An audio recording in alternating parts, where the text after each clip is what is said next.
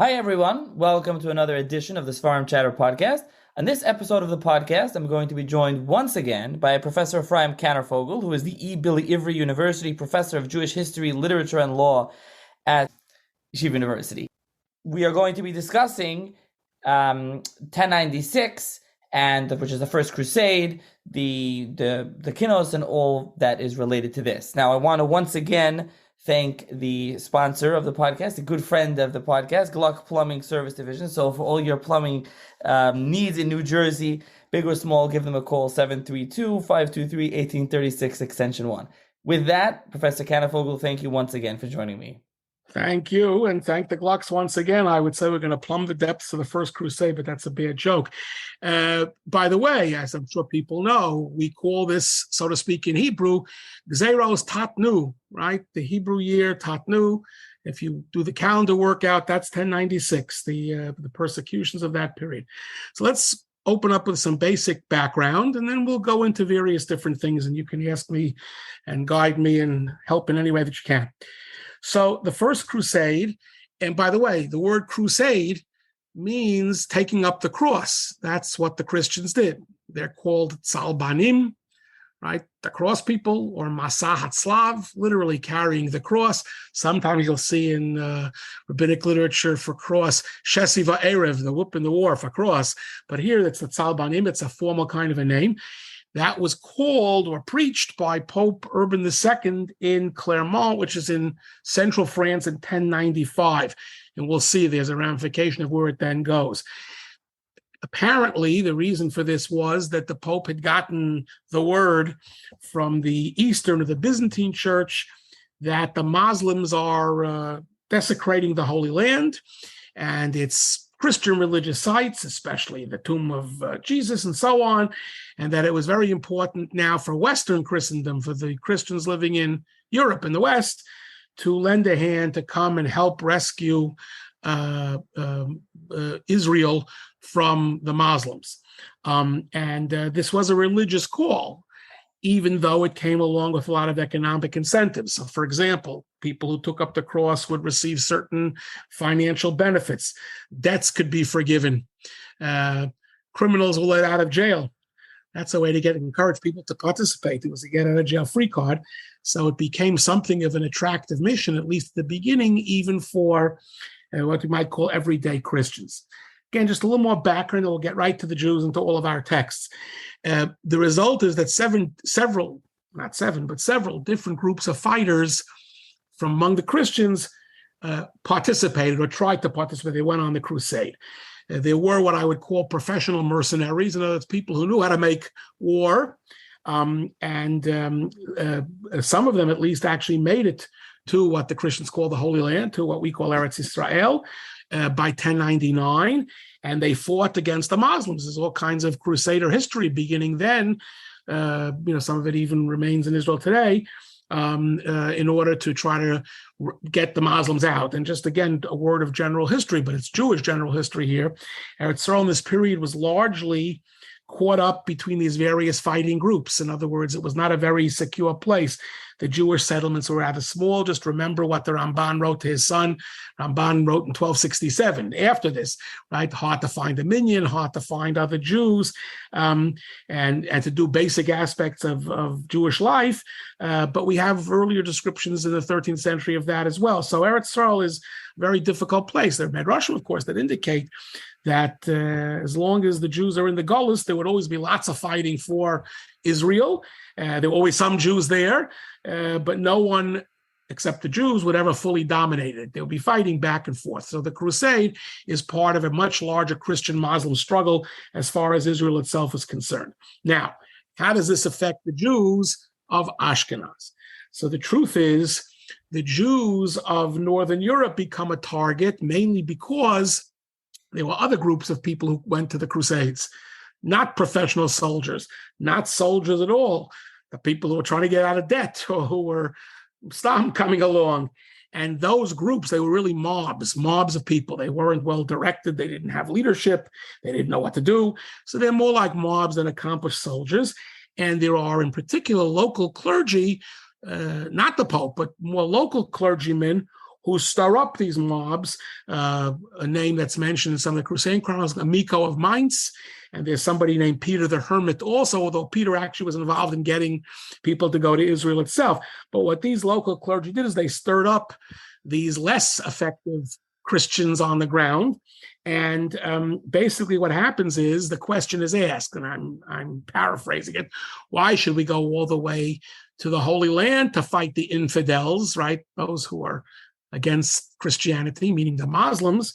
We have plenty of infidels right here in our backyard, much closer geographically to us, i.e. the Jews, with whom we can fight, and we can either kill them or try to convert them to Christianity so we can do a crusade without having to schlep that far, because the schlepping wasn't going that well to begin with.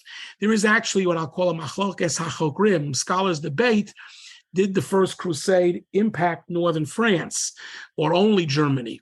And the basic issue there is, now Urban called the crusade in northern France. He called for it. He was in northern France. But what happens is you get movement, Havdil, Nisav and Elech, let's go. So as the groups started to move out of France, Germany is right next door to France, as they started to move out of France, hit Naplu, they fell on the westernmost part of Germany, which is right near France, what we know as the Rhineland, the Arzos Hareinus, which bear the brunt of the persecution, right? There is some evidence, maybe, again, one Jewish life is too many, maybe there were some small places in France where some life was lost, but the real tragedy happens in Rhineland, Germany. I'll just make an aside here, and we'll come back to this, I don't want to confuse. Northern France does get hit in the Second Crusade, and that's once the Crusades start, they continue. There's a whole series of them. The second one is usually dated to 1247, 48. Here we have Rabbi Ephraim of Bonn. Bonn is in the Rhineland in Germany, Bona. He writes a Sefer Zechira, where one of the first things he talks about is Rabbeinu Tam. Rabbeinu Tam was alive. He was born in 1100. He's alive in northern France during the Second Crusade. And to see Rabbi Ephraim tell it, he's bopped on the head. He's smacked over the head by crusaders, and then he's rescued by a white knight, literally a knight who scoops him up and saves him. Apparently, Rabbeinu Tam promised him some very special horses. As he made a deal with him, Rabbeinu Tam was very quick on his feet, and he got him out of there. And the other thing that happened is on the Christian side, the Second Crusade wasn't as bad as the first, if we can say that, because a new monk named Bernard of Clairvaux, is a pretty famous figure, told the Christians at that time that in any case, it's much better to convert the Jews willingly, not by force, rather than to physically torture them, try to coerce them into accepting Christianity. And so the Second Crusade gets ended pretty quickly. This same Sefer Zechira, by the way, of Ephraim of Bonn, who dies around 1196-97, also records a series of other attacks on Jewish life in both northern France and the Rhineland between 1171 and 1196.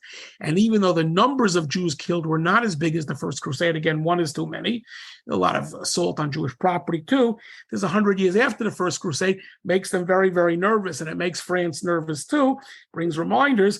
And then you have the Third Crusade, which is around 1190, takes place mostly in England, having to do with the coronation of Richard III and other things. There too, two students of Rabbeinu Tam, not our subject for tonight, I'll finish with this, but Balei HaTosfos, we talked about before, Rabbi Yaakov of Orleans, one of his Talmidim, and Rabbi Yontov of Joigny. They had both moved to England for business purposes. They were killed in the Third Crusade. So there's plenty, unfortunately, there's plenty of repetition. But again, the First Crusade, which is centered in the Rhineland, and we'll talk about exactly where, is the largest and most extensive such persecution, and that's what we're going to focus on tonight. Now, what are the numbers? As I tell my students all the time, medieval demography, counting people, a very slippery slope, whether it's Jews or non-Jews. There are some who suggest that as many as 5,000 Jews were killed during the time of the First Crusade. The number might even be bigger. It's not much smaller.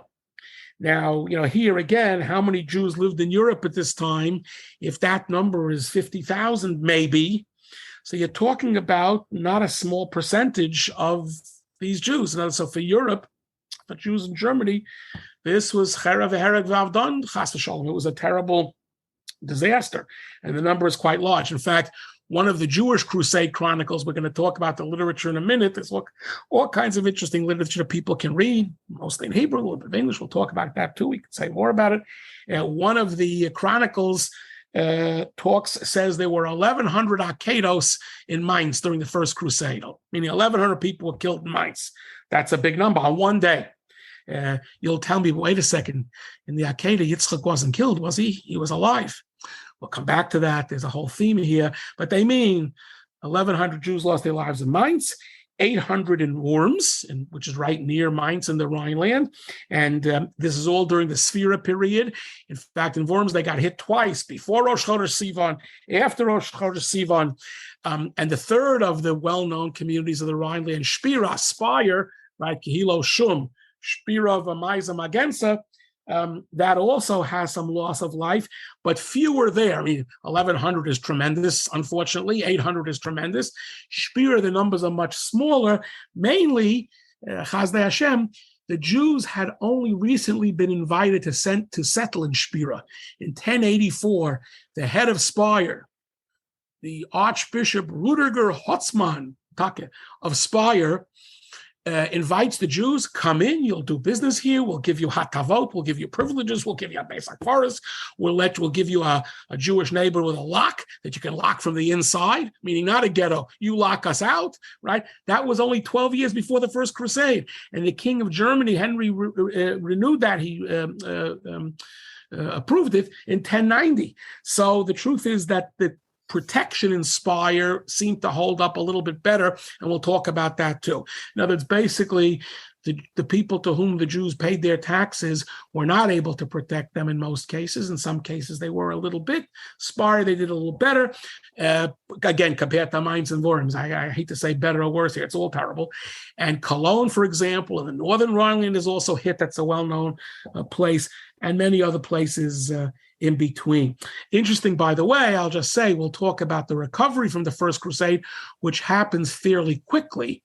We say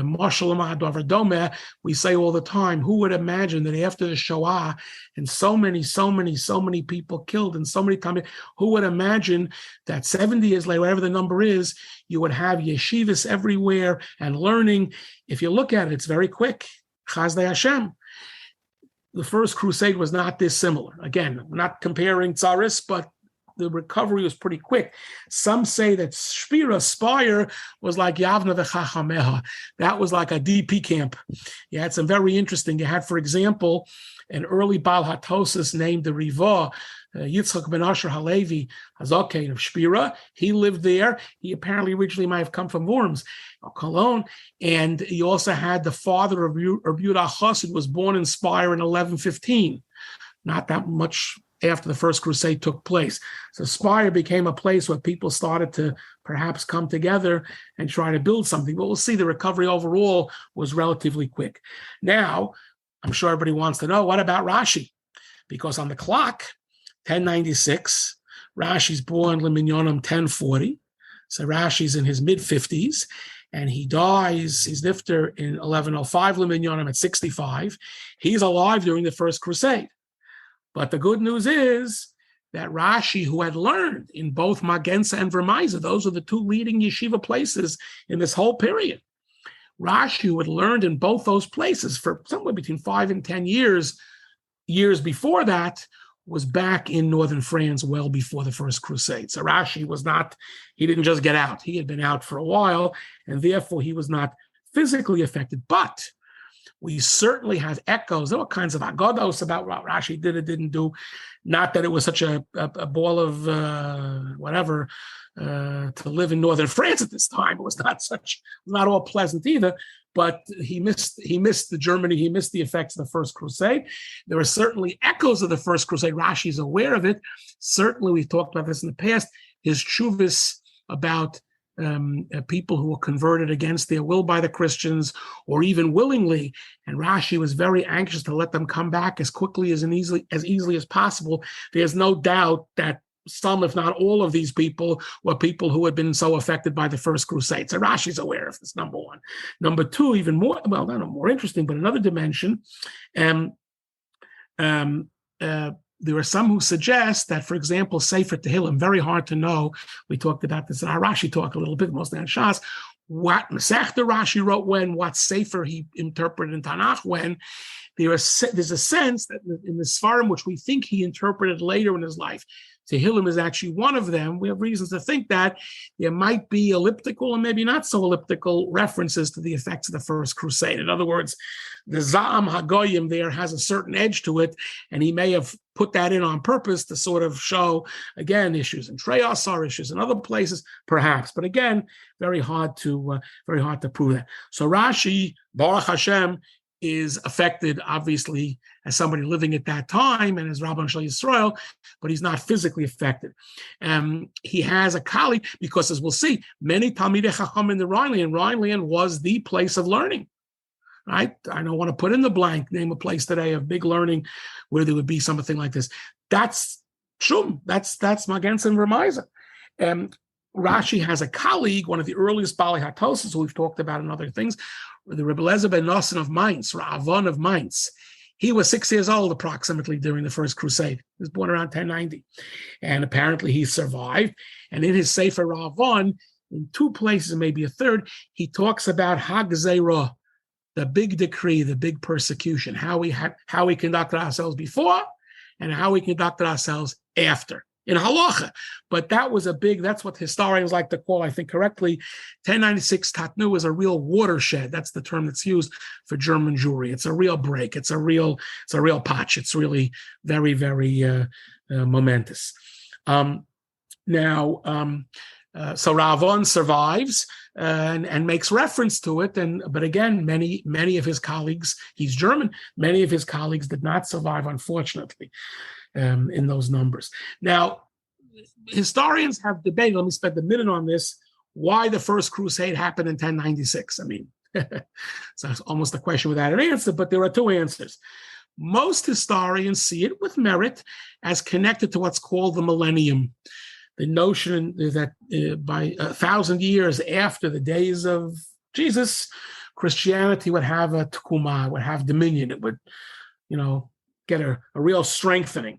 And interestingly, they say, why not the year 1000? So first of all, this was a problem with Bagal Payim also. Do you count the millennium as 1000, 1001? Or you count the millennium as the end of the first 100 years, the first century, 1099, 1100. So Yeh Shomer v'Yeh Shomer. There were, unfortunately, not to joke, persecutions in 992 and 1007. Actually, some of them in northern France too, but in Germany. Again, smaller. Small is terrible too. Small persecutions, but they're quickly quieted down. But the historians suggest that that's why 1096 is the Ya'ad, is the time. It's right before the millennium L'chol HaDeos is reached in 1099 or 1100, right? And therefore, that's some main cause here. There is another view. It's a minority view, but I think it has great merit. Put forward by a number of historians, one of whom was just a great Ohev Yisrael, but I like it because it makes sense. It says as follows. The problem is that Ashkenazic Jewry, the history of Ashkenazic Jewry in the Rhineland goes back to the 11th century, right? Goes back almost 200 years, maybe even more than 200 years. And you have a bunch of Jews who started out very small in number, who are doing, quote unquote, great in this area. They're doing economically great. They have their communities. They have families. They have a religious life. And there's only one problem. They reject Christianity. So how come they're doing so well? So it's a kind of a jealousy. Their presence caused that it was like a thorn in the side of the Christians, led to a very big, Yeshno Am Echad, not so much Mefuz Arm Farad, although there are people living in all the little derflech too, but Dasahem Shanos Mikolam. They were different than the Christians, and they're doing very well. And that jealousy or suspicion might have been just after time. In other words, Higi Azman, where there was a popular notion, this is what we should be doing at this point. Again, the economics were a role. As I mentioned, the leaders of Speyer were bringing Jews in for economic reasons 10 years before. So this is a very tense anti-Semitic tension here that may also have a role here. Okay, let's talk about the sources. Yes, please. So before we get to the sources, let me jump in. So you mentioned the numbers and how many people lived, and now you just made mention of that second theory. So does that have to do with these communities, Shum, as you said, with these the main Jewish communities in Germany? Is that why they were affected so much? Then? So generally speaking, Mainz and Worms were the two leading overall. Cologne is important. Say Speyer is smaller at this, but Speyer is newer. The truth is, it went up and down the Rhineland. There are places with very small numbers of Jews. In other words, it's more the area, I think the proximity to where the mob started, it's Hitnaplu, and so I don't think it was select. I mean, obviously, Mainz and Worms, they knew they were getting all those rabbis. There were a lot of rabbis, but there were rabbis in all kinds of communities here. In other words, there were Rabbonim and Chachamim all over the place. And there were observant Jews all over the place, who were obviously identified both by look and by behavior as Jews. So this is the area that they were in which they work. Okay, so let's talk about source a little bit. We have, I mentioned before, Jewish Crusade chronicles that were written ostensibly by survivors or others who talked to people in their community, which detail not only what the Christians did, the onslaught, but also how the Jews reacted. There are also Christian chronicles, not my point of interest, but we'll see. We can learn things from them too, as we'll see in a moment. But the Jewish chronicles, obviously, we can learn a lot from. There are several different versions. In fact, Ra'avon may have written this, Ra'avon I just mentioned, he may have written one of them, and he was around at the time. It's attributed to him, and it may really be his. The others are written not necessarily by Talmidei Chachamim or great Chachamim, but they know a lot of psukim, they know a lot of things, they explain things in quite a bit of detail.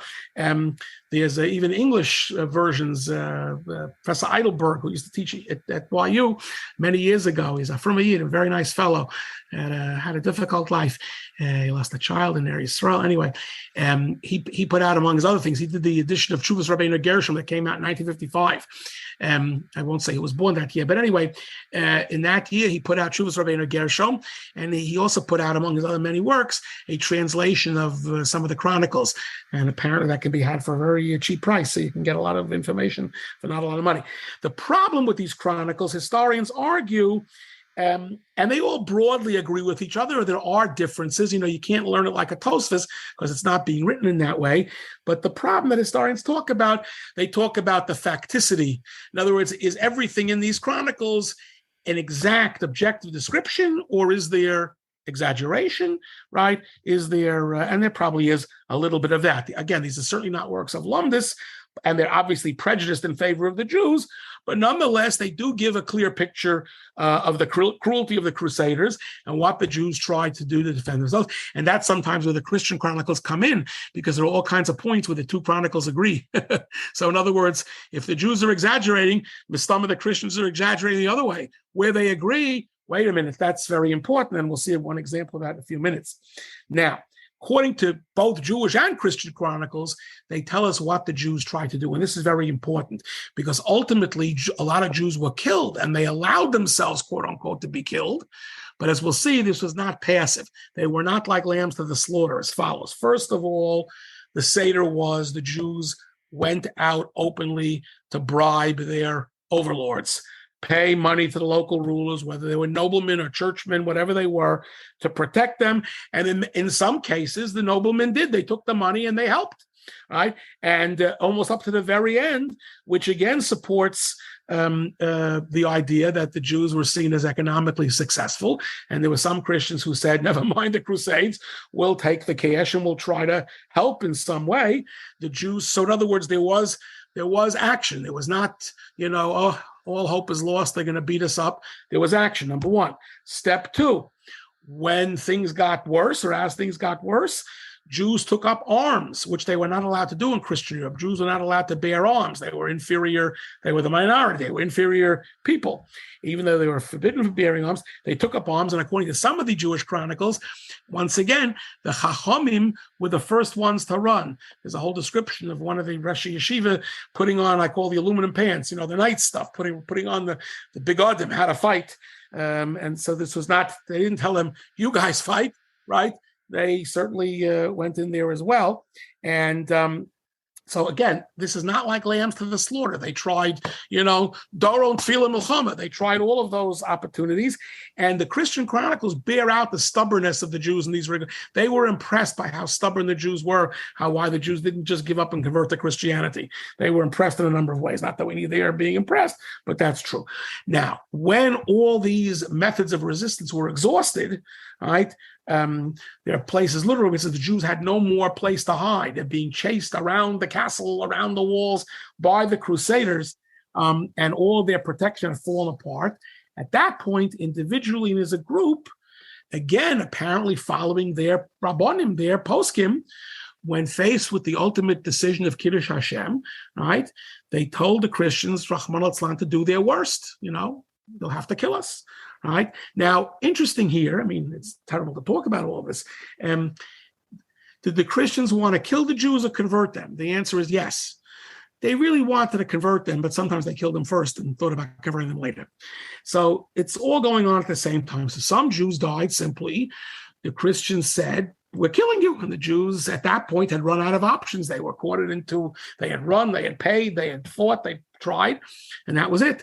At other points, the Christians said, "Convert to Christianity," and the Jews said, "Absolutely not.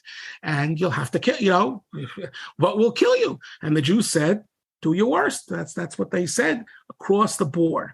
And then, as we'll see, there's a third thing that Jews did. And this is even in the Kinnos, this is in all kinds of places. So again, I want to stress, this was not passive going to the deaths. This was very active martyrdom, and it was almost heroic. And we'll see now even more action as follows. Jews would again, when it was clear that there was no escape, ein manos, the head of the household would slaughter his children, God forbid, and his family, and then he would kill himself. Now, why are they doing that? So first of all, they certainly, that withholds the Christian victory for themselves, right? They can't convert the Jews to Christianity. But there's more than that. So there's a halacha here, as we'll see, and we'll see the halacha that comes up after the fact. There was concern that the Christians might torture them into converting. Sure, I'm not going to do it of my own free will, and the Christians did torture them into doing it. So in order to avoid, who knows who will be able to withstand what, and therefore the hanhaga of a number of these Jews was to take themselves out first so that torture wasn't possible. And it's not only to give the Christians a defeat, you didn't get us, but to avoid the possibility of getting caught here. Now, how do they justify this? Let's talk a little bit about this. Where's this coming from? So there's midrashic material here and there's halachic material. I'll do the midrashic first and the halachic second.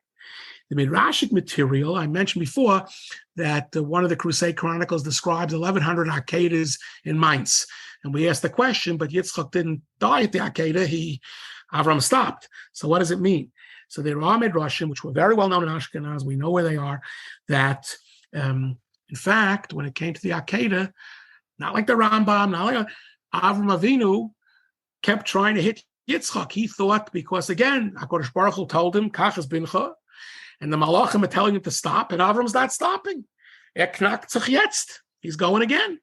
And that's why the Malach had to call Shenis ben Hashamayim, because Avram keeps hacking. He wants to do the Ritzon Hashem. These Midrashim were known to them.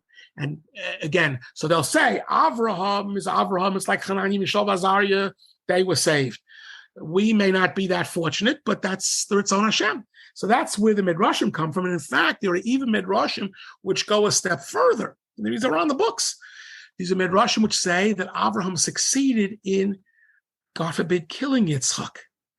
And what happened? He was taken to Gan Eden, what I call R&R, right, for 3 years to get a refuah and to come back a shalem. Yitzchak bami bo ber lachai roi, bami bo, 3 years. That's why he missed the Levi of his mother. In other words, the Avram actually, that was the Akedah. He killed him. He did the Tzivui Hashem, and HaKadosh Baruch Hu made it Tchias HaMesim, or Refuah. So in that sense, there were all these Midrashim which these Jews could look at, and that spoke to them, right?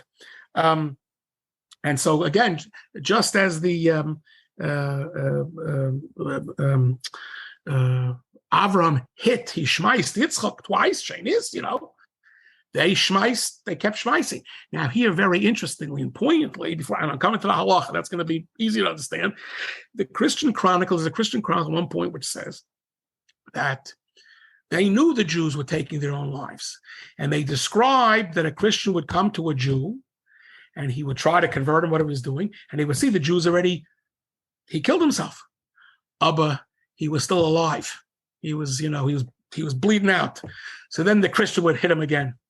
So you have an agreement. In other words, not that we need their agreement. I don't need their agreement, but you even have a recognition. It was, I don't want to, it was grudging admiration. I don't want to think about what was in their minds, but this is really what was happening. Now we come to the halachic side. What do you say? So these midrashim, which specific midrashim, where can anyone find these midrashim now? Yes, it's quoted. I mean, some of this, I got to other places, but these midrashim are quoted in the collections of Balei Atos al Torah. There's there's a book written by someone named Shalom Spiegel. He's long gone, where he goes through all the sources for these midrashim, and I can give you exact details, but they're quoted in all kinds of Ashkenazic sources. They're aware of them. It's not me assuming that's what they knew. They had an awareness of this, and apparently they had some awareness. Now, what about halach? So this is, because first of all, this is not simple to understand at all, right? This is not simple to understand.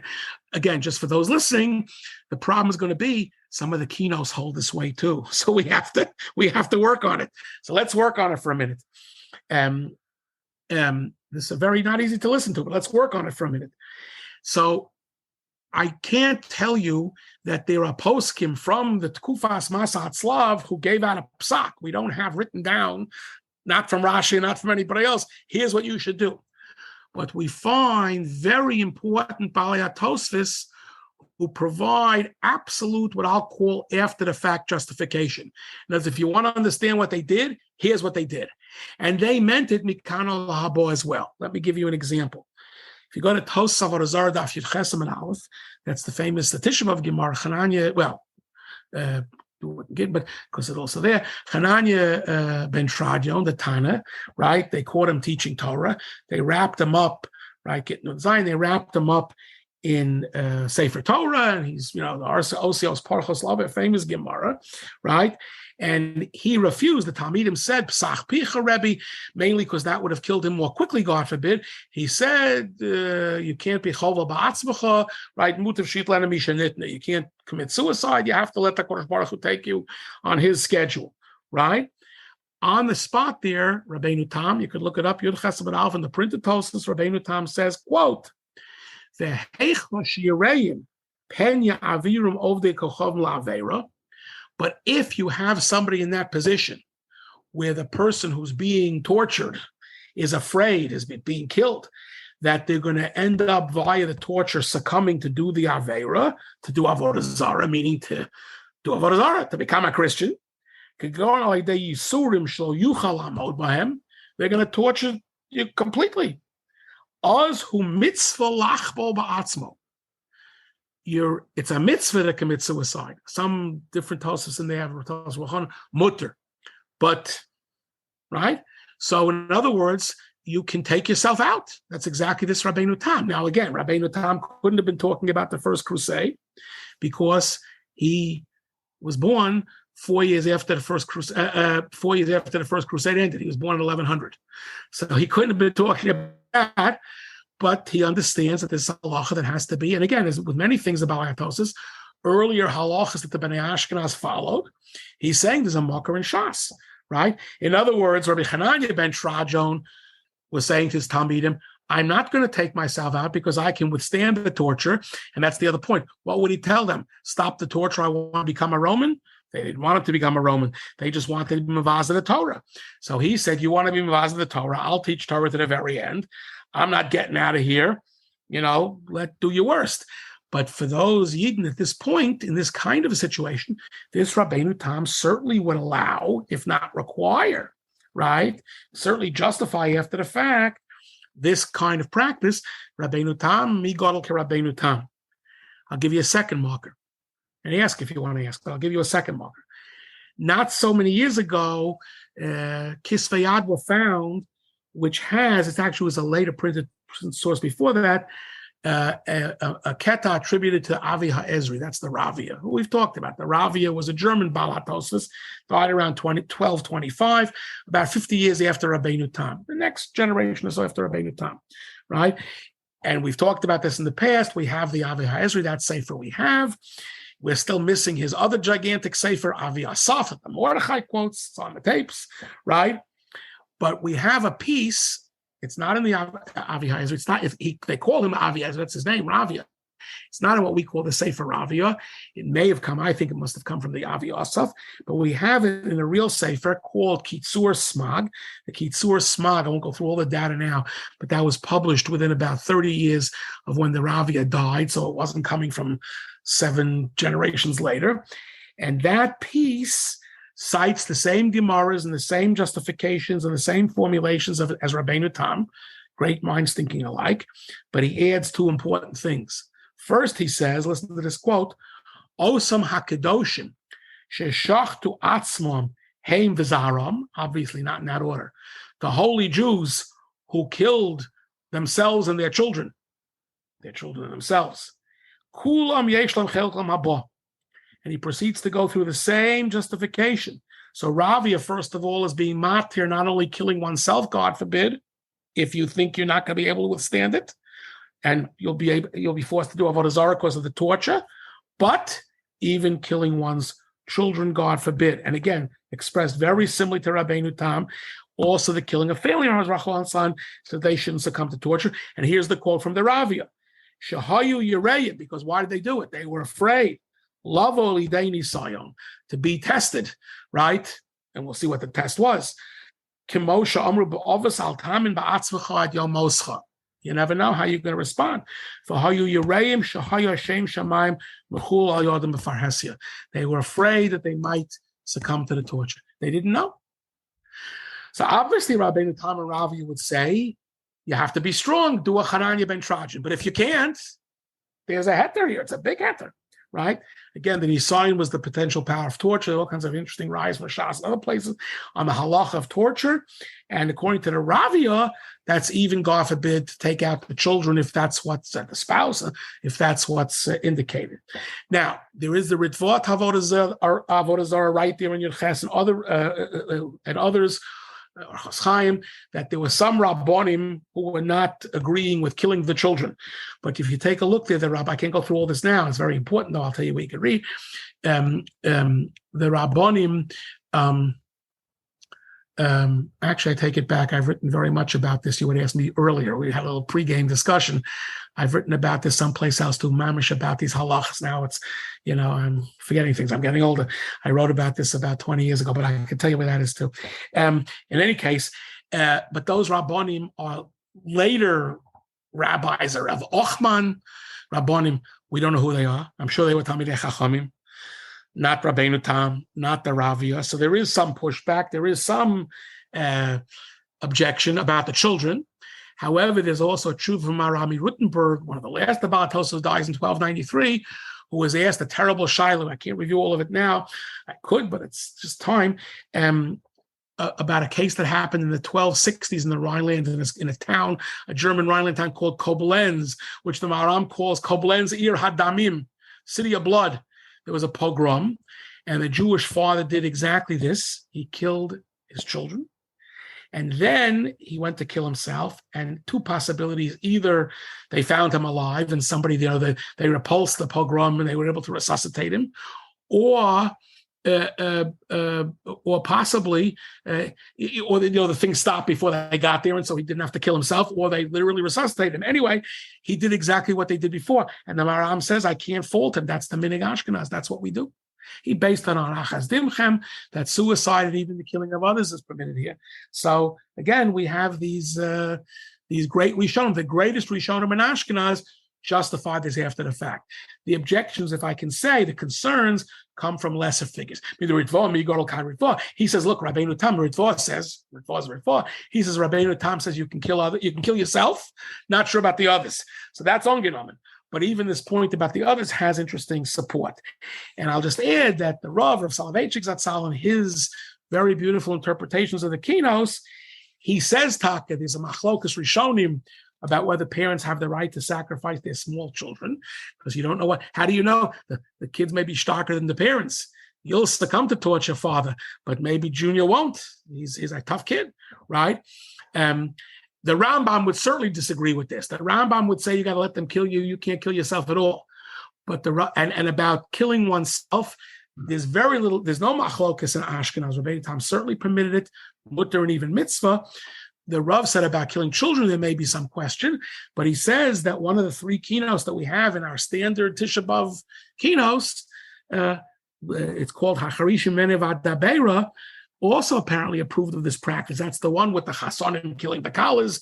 It lists the whole family members. It goes through the whole thing, and it says these are the Kedoshim. So this is certainly a very serious inyan that requires more discussion. I've written a lot about this in another piece that I didn't send you. I'm sorry, but I can send it to you, and you can send it to anybody who wants it. Okay, so I mean, this is unbelievable dedication to Yadus. It's also what we call a simple faith. In other words, they didn't make cheshbonis. The cheshbon was, can I stand it? Can I not stand it? If they thought they couldn't, that was it. But again, only after pushing back as hard as they possibly could. So let's now go to a little bit easier. Let's go to the talk about the Kinnos. But again, that one, if you take a look, now when you read Tisha B'Av, this is in the middle. This is after Kalir's Kinnos finished. The second unit, you start to get about the First Crusade. It could wake you up on Tisha B'Av there. You're davening. You read this, you go, oy gewalt. So this is in Hacharishim Meni Vadabeira. Again, it talks about this one killed this one and that one, and it always ends with the head of the household taking his own life.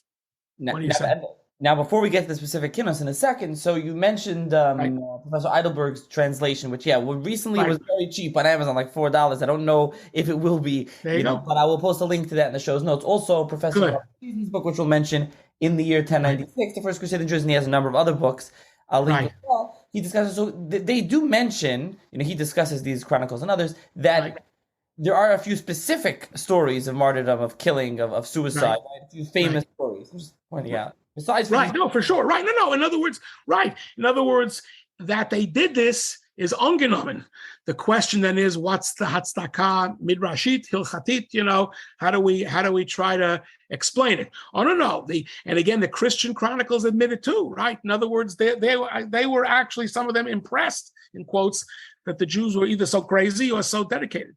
Yeah, and I'm saying if listeners want to see specific famous stories, yes. There are there. Yeah, no, the Chazen book is the best English book. That's a 1-volume, one-stop shopping. Okay, and as I say, there's another article I have which talks about some of this halachic justification as well. Okay, so that's one Kina, is this one with the very tough practice of martyrdom. The other 2 are written by a very well-known Paitan from this period. His name was Reb Kalonimus ben Yehuda. He dies in 1126. So Hastis, he survived the First Crusade in the Rhineland, and he wrote 2 Kinnos, one of which is called Amarti She'umeni B'chi Amarer, right? Leave me alone, I have to cry my head off, right? Which is also in our regular Kinnos.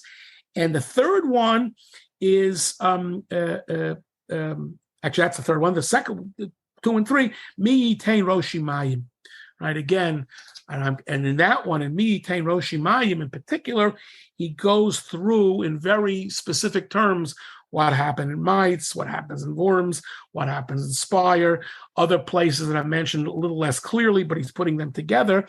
And here, let me use the Rav again because he's very helpful. And by the way, these Kinnos can be read not just on Tisha B'Av, they can be read when we're calmer, and you can really learn how the Jews behaved there, al pi halacha v'hashkafa. You can learn a lot of this. And the Rav, by the way, looked at this as misifros harishonim, as he assumed, I write about this in another place that I did give you, that the authors are Talmidei Chachamim. Some of them we know very well, others we know a little less well.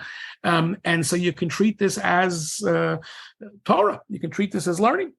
So interestingly, the Rav developed a very interesting theory about learning based on these Kinnos as well. So let me sort of put these together a little bit, and then we'll talk about the recovery. How are we doing on the time? We okay? Okay, good. Good. Because I can go on and on, but I'm coming I'm coming to the end of what's in my mind. Hopefully I won't lose my mind before we finish. Now, the Rav developed a very interesting theory about learning in Ashkenaz based on these Kinnos as well, especially Mitain Roshi Mayim. There, if you look at what Reb Klonis Ben Yehuda writes, he describes three distinct tragedies in Mainz and Worms, and to a lesser extent in Speyer, but there too. Again, these are the Kehillah Shum that we talked about.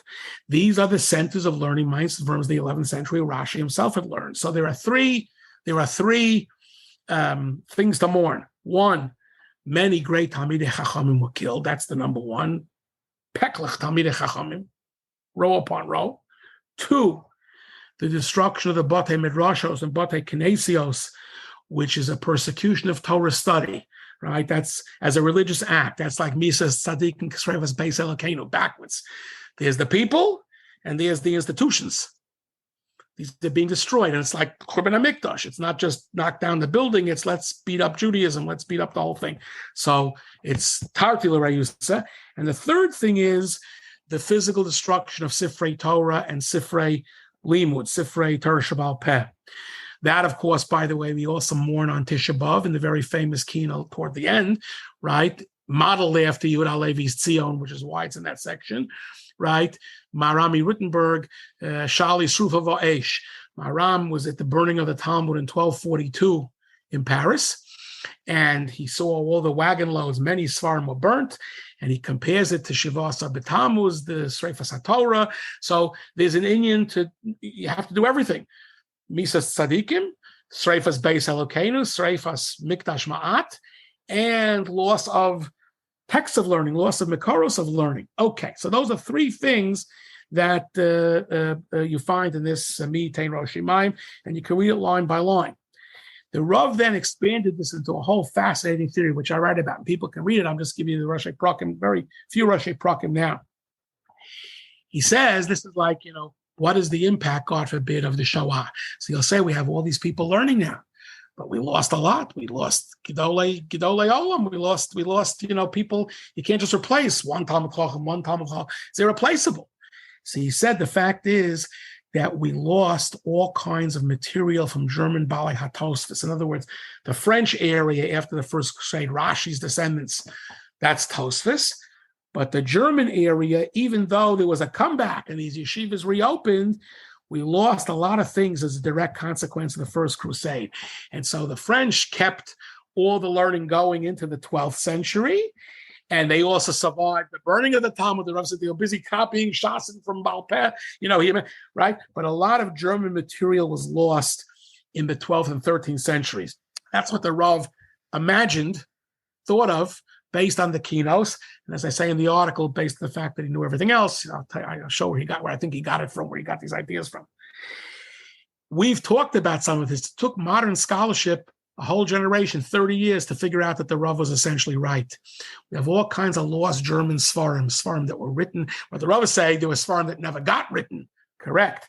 But in addition, Svarim that were written and lost, German Tosos that were written and lost. So the impact, even though we'll end up shortly saying that there was a pretty quick comeback, if we can say that, never quick enough, there's what's lost is lost. There's a Dovar Shahalach Ibud, it's Luchos, Beis Halevi and Luchos Rishonos. Something was lost and something was gained, right? Something was lost, something was gained. Okay.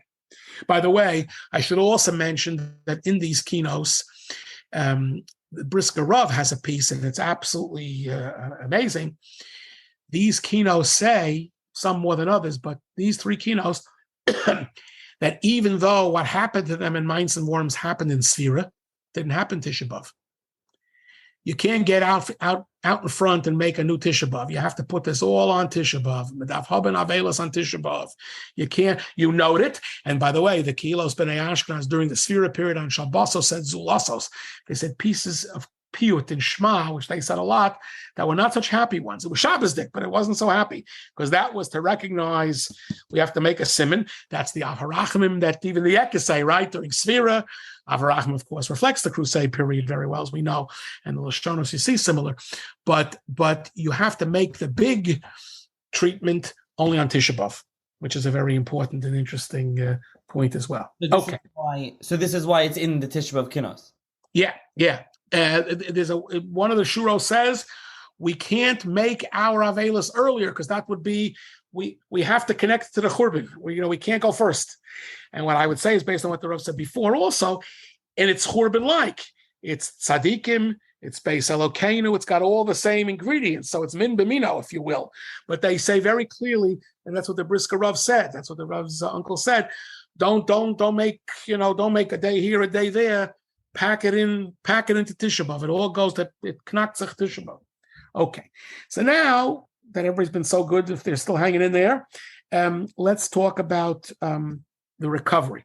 So the fact is, within about 30 or 40 years of the First Crusade, never mind Speyer that had succeeded a little bit better, as I mentioned, had managed a little better, say that.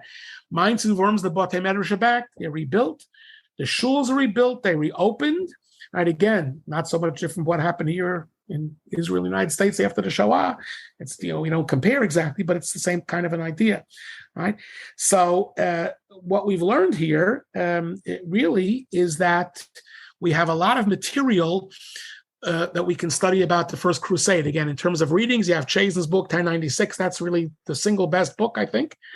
I'll give you one other piece that will talk about some of the things that I talked about tonight. You have the Heidelberg, and there are some other things. Again, you can be in touch if you want more material.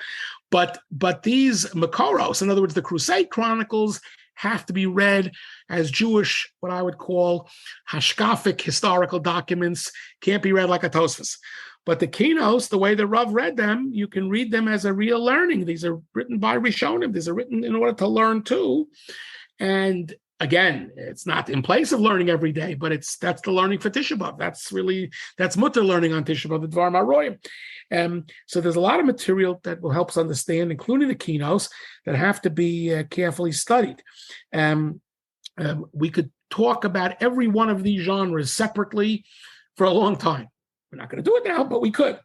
And I would just like to say, in concluding, and I'll take your further questions, perhaps if we can learn some of this material well and in new ways, look at it afresh, we can help to make the Yemei Simcha V'Sosan that Zechariah Hanavi promised, right? And again, we also know, by the way, and that's what Av HaRachamim says, which again reflects certainly the First Crusades. I've written about that too. I think it also has Reif Talmud in some of the earlier schools. I think it was written after the First Crusade, but then more later than people think. But that's a different discussion. I can send you that one too. That was actually published in Yeshurun. That's a Hebrew article. So in any case, the Ashkenazim held part of their simple faith. Mashiach comes and he puts on the peripheral. There are piyutim like this. He puts on the garment of the Demei Dam Yosef.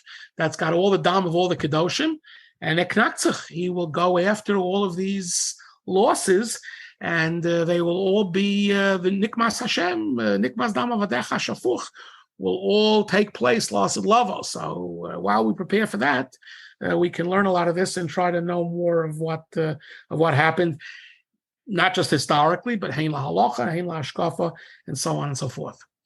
Anyway, that's what I have for tonight. So I have one main question for you, but first I'll mention your article is titled "The History of the Tosafos and Their Literary Corpus According to Rav Soloveitchik's Interpretation of the Kinnos for Tisha B'Av." So there's a big article, there's a lot there. I have a PDF of it. Any listeners interested in it, please email me, svarimchatter@gmail.com. I will send the PDF. I'll send you also, Blinetter. I have another article from 20 years ago, on the justifications, what I mentioned, the Raviyah, the Rabbeinu Tam. You can see all if you're interested in that, and how the Rishonim and how it goes. I can send you that as well, all right? Right, and like I said, I'll link to Professor Chasen's in the year 1096. It's a very simple, easy read, and the Heidelberg one. One last question I want to leave you with is, we see from what we've discussed, and if listeners will read these books, and if they're familiar, they'll read them, there was a lot of being Mekadashim Shemayim. They were committing suicide, they were killing their kid. Nebuch was horrible, and they were getting killed. But they were very strong and very steadfast overall. Like I said, there was few conversions here there, but overall very steadfast in their Yiddishkeit and their Mekadashim Shemayim. So we not to get into compare it to 1492 and a couple centuries later, right? There's different things there. But why here? Especially there a reason why they were so strong in being Mekadashim Shemayim here and being killed like Hashem. So, this opens up a whole, I would call it a Pandora's box, but it opens up something. Interestingly, not that we have to, I write a lot about Yados Ashkenaz, they're my favorite, but we can't exaggerate. Not every one of them was a Baki B'Shas, but there were many, many, many people who learned. That's what they did. And they followed the Rabbanim to the letter, which is why the Minhagei Ashkenaz are almost always justified because they're there. So some of it is just coming from the way they were educated, the way they were trained, the way they lived. When you get to 1492, and again, it's hard to typecast here. So they talk about the corrosive effects of Jewish philosophy. In other words, look, the Rav Zatzal, I'll take that as an example, was as smart as they come.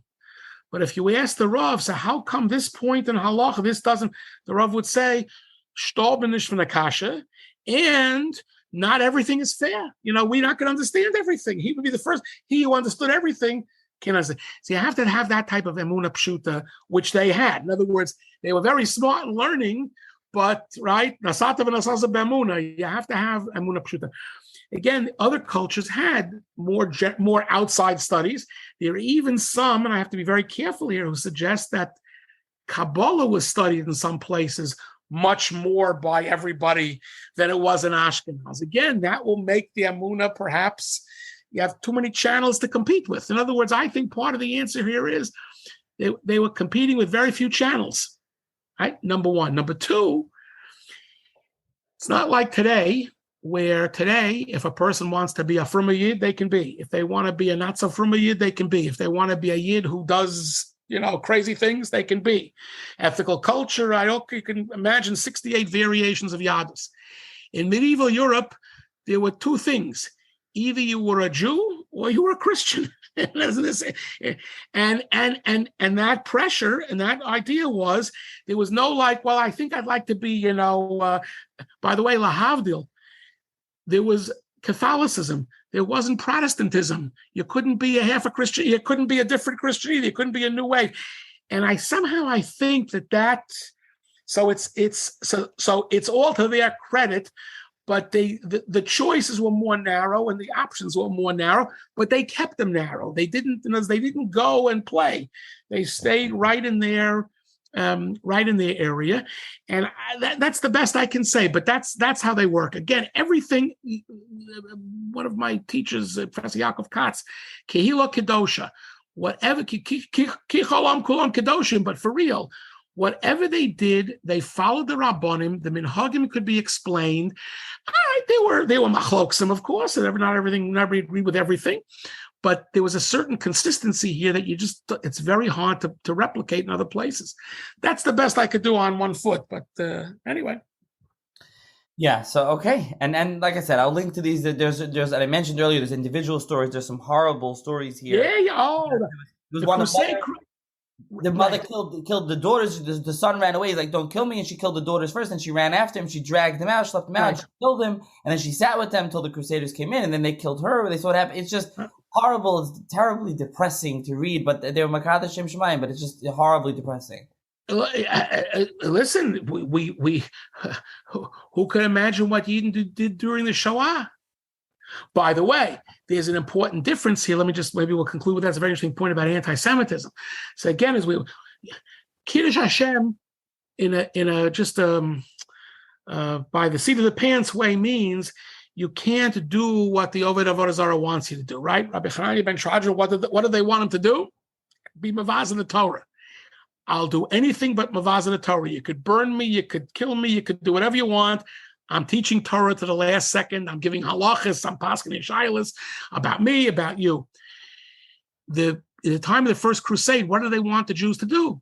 Convert to Christianity. So the Jews said, under no condition, we're not going to do what you want us to do. It's usher, and we're not doing it. You come to Rabbi Menachem Zemba in the time of the Shoah. What did the Nazis want? If the Jews said, okay, we'll be Germans now. We'll be good Nazis now. No, we don't want you. They wanted the Jews to die.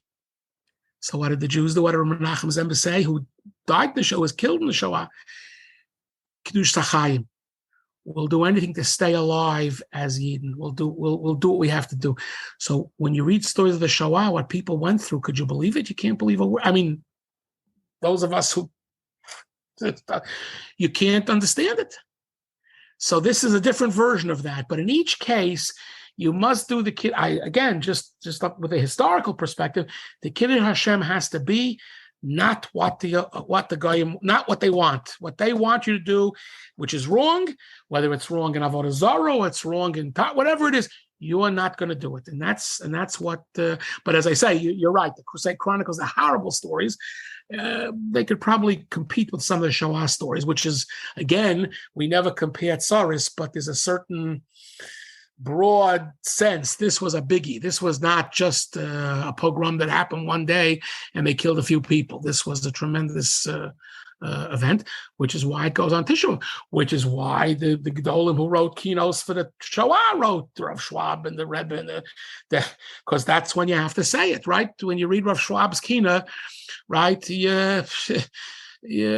The Rav in his comments to the Kinnos, and he would spice it with this. He had a brother-in-law, a descendant of Reb Chaim Brisker, and they took him. And the Germans, they like to do this. They tied him up. If you don't want to listen to this, you don't have to listen. They tied him up between two cars, and the car started going, and that's how they killed him. Could you imagine such a thing? Horrible. The Rav mentioned it in one of the keynotes, in connection with one of the keynotes about how. So listen, we have to. The Eibishter of that help, and we can't. Anyway, but there's a lot to read here, and the keynotes. See, the keynotes are also not so pleasant, but the keynotes the chlumdus. You can try to understand what the words mean, what the halach. Again, it's not pleasant. It's not pleasant reading. Trust me, but it's not pleasure reading. But you see, and you also see how they put it together and how they wrote it. It's the whole thing is each one you could spend hours doing. So I recommend that to everybody. And this is okay. Like a lot of the literature about from this time of the year. So again, if anyone's interested in your article or your other articles, you'll send me. Right. They should email me, and hopefully this conversation, like I said, even though it's sad and depressing, it's an inspiration, and we should be zeicha to the Geula soon. You know. Amen. And zeizot. If you learn it, then you don't have to do it. In other words, we'll be outside by learning it, and that's. But we'll end up on your Geula note. On the Geula we end. Good. Thank you for joining me once again.